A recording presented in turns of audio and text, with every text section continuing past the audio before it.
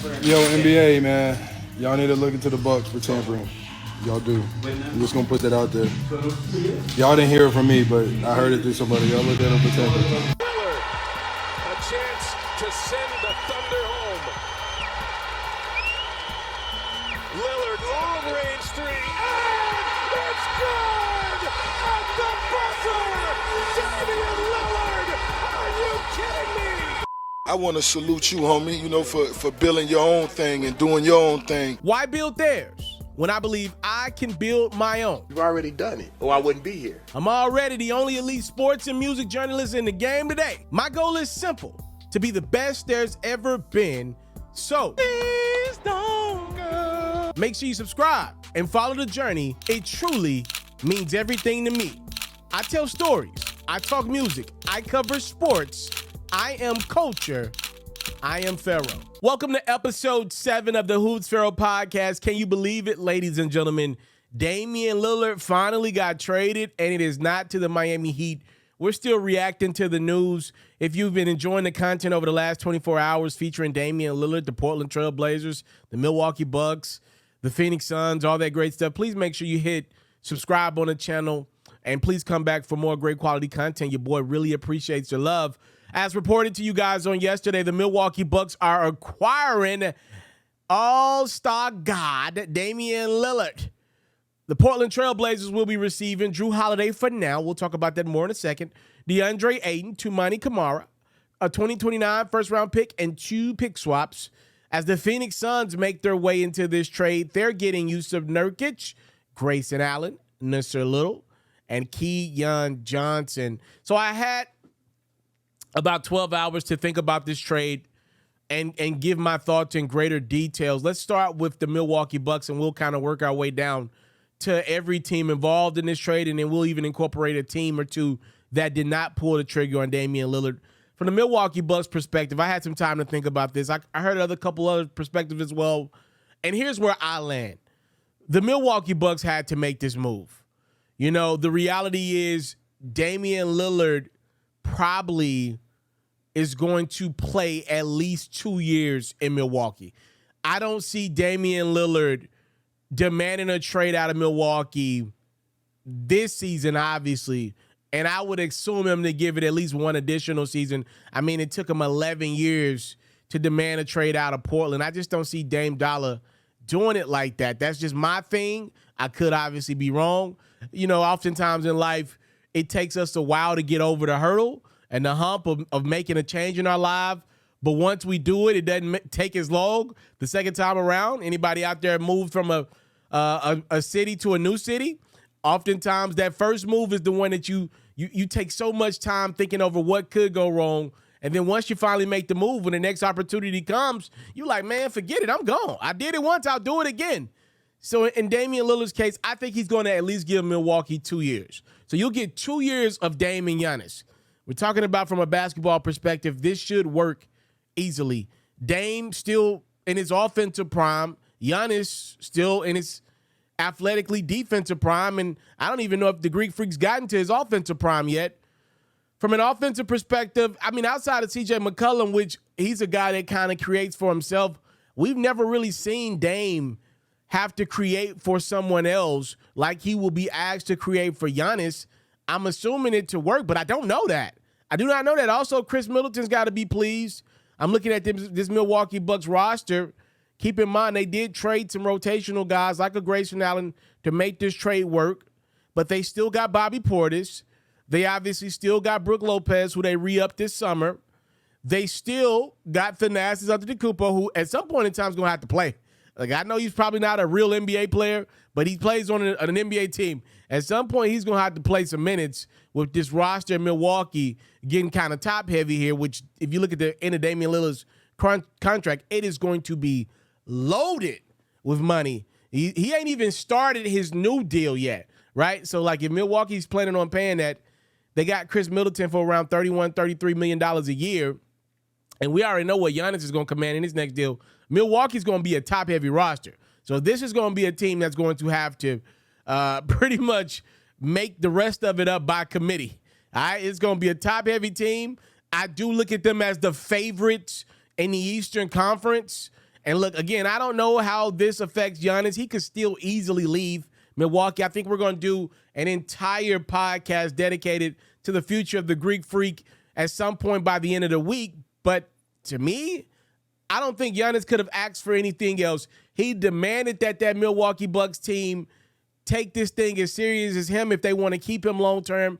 And not even a couple weeks later, since that article's been released, the Milwaukee Bucks go make a massive trade. They trade a guy that had been really good for their franchise over the last couple years, and Jrue Holiday. And Dame's not as good a defender as Jrue. And again, Jrue was the starting point guard on a team that won a championship just a few seasons ago.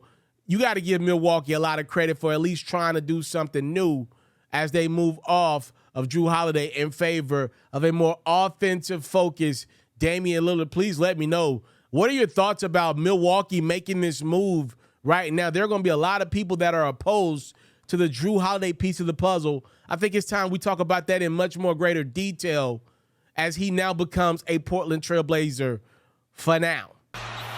Booker the drive, gets inside, leans in, knocked away and stolen by Holiday.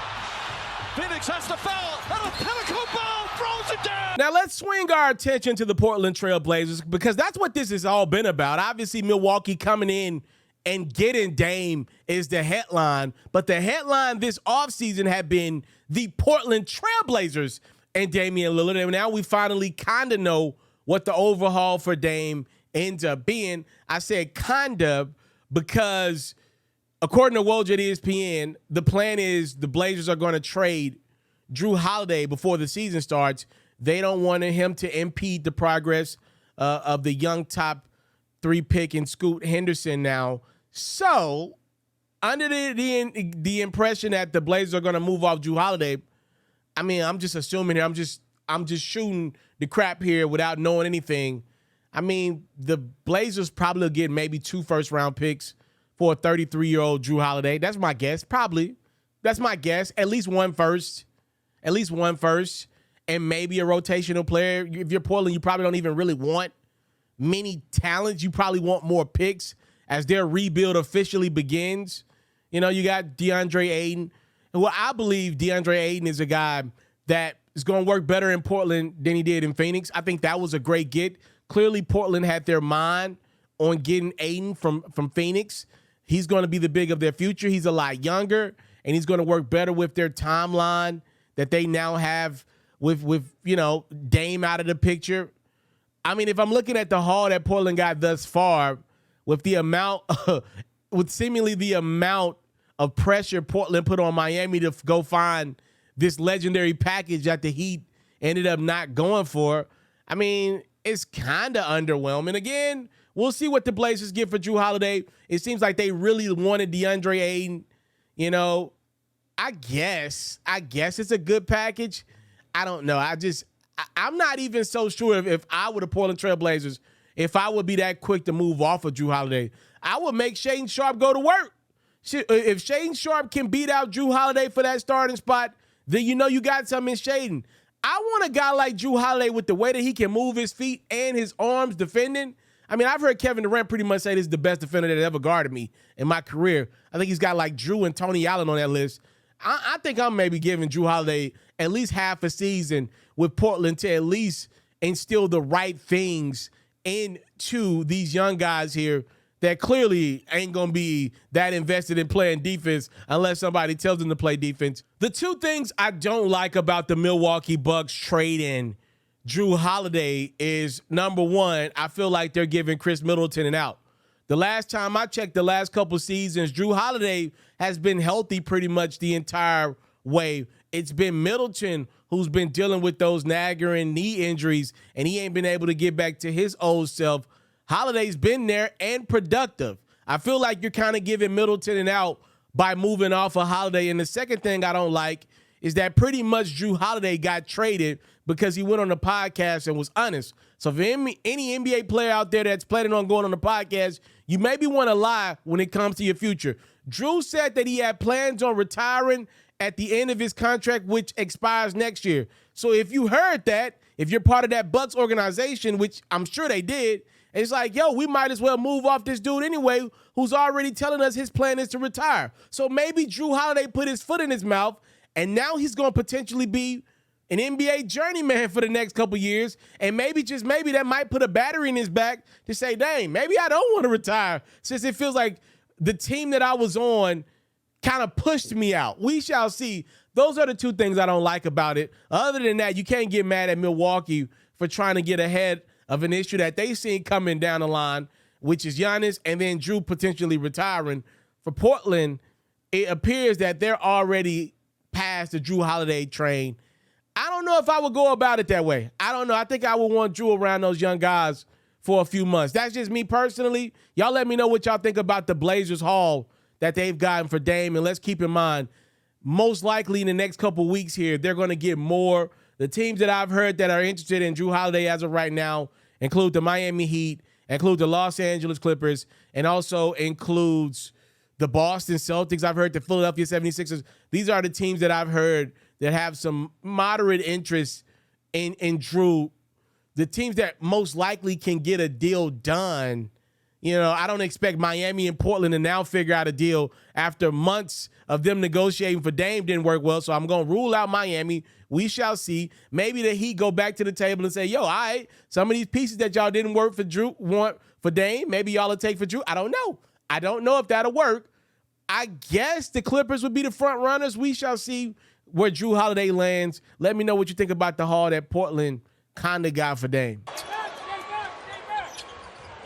Crowder looking, throws it alley. Oh! Ayton puts it down! He puts it down! It's over! And they're trying to say goaltending, but that's a live basketball. He can finish it. Yo, quiet as kept, the Phoenix Suns didn't have to get involved in the Milwaukee Bucks business at all. They kind of helped facilitate a trade that in theory is making a team that they could potentially face in the NBA Finals better on paper.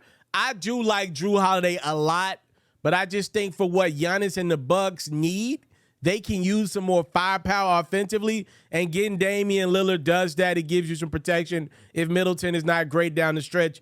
But Phoenix, how about the Suns in this trade that incorporates three teams? The Suns swapped their bigs out. They're getting Jusuf Nurkic to be their starting center, presumably. They go get a couple of rotation guys, which one of my knocks on the Phoenix Suns that I do not have coming out of the Western Conference, by the way. I haven't done my rankings just yet, but in my mind, I don't think I'm going to have the Suns in my top two. I think I'm going Denver, Memphis. I don't even know the order yet.